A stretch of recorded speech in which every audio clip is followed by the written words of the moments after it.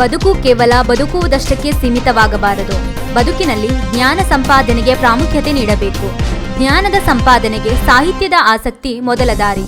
ಸಾಹಿತ್ಯಿಕ ಕಾರ್ಯಕ್ರಮದಲ್ಲಿ ಭಾಗವಹಿಸುವುದನ್ನು ರೂಢಿಸಿಕೊಳ್ಳುವುದರಿಂದ ಹೊಸ ಹೊಸ ವಿಚಾರ ಕಲಿಯಬಹುದು ಎಂದು ಸಾಹಿತಿ ಹಾಗೂ ನಿವೃತ್ತ ಪ್ರಾಧ್ಯಾಪಕ ಟಿ.ಜಿ. ಭಟ್ ಹಾಸಣಿಗೆ ಹೇಳಿದರು.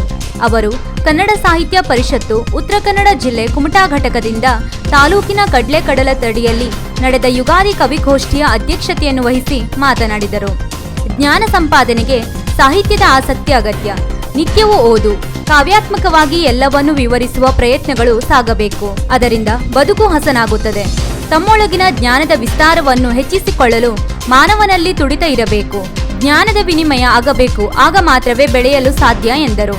ಬಾಲು ಪಟಗಾರ್, ಗಣೇಶ್ ಜೋಶಿ ಸಂಕೊಳ್ಳಿ, ಪ್ರವೀಣಾ ಕರ್ಕಿಕರ, ದಯಾನಂದ್ ಬಳಗು, ನಾಗರಾಜ್ ಜಿಯನ್, ಸುರೇಶ್ ಮುಕ್ರಿ, ತನುಜಾ ನಾಯಕ್, ಸಂಧ್ಯಾ ಅಗನಾಶಿನಿ, ದಿವಾಕರ್ ಅಗನಾಶಿನಿ, ಸಂಧ್ಯಾರಾಣಿ ಪಟಗಾರ್, ಪಚ್ಚು ಪಟಗಾರ್, ಸುರೇಶ್ ಭಟ್, ಪ್ರಶಾಂತ್ ದೇವರಬಾವಿ, ಉದಯ್ ಊರಕೇರಿ, ವಿಜಯ್ ಗುನಗ ಇತರರು ಕವನವನ್ನು ವಾಚಿಸಿದರು.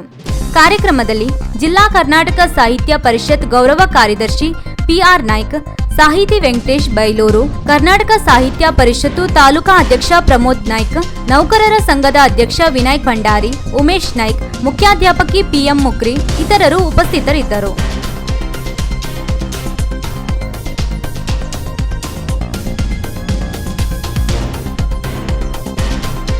ವೀಕ್ಷಕ ಮಹಾಪ್ರಭುಗಳೇ, ನಮ್ಮ ಚಾನಲ್ ಅನ್ನು ಸಬ್ಸ್ಕ್ರೈಬ್ ಮಾಡಿ, ಶೇರ್ ಮಾಡಿ, ಪ್ರೋತ್ಸಾಹಿಸಿ.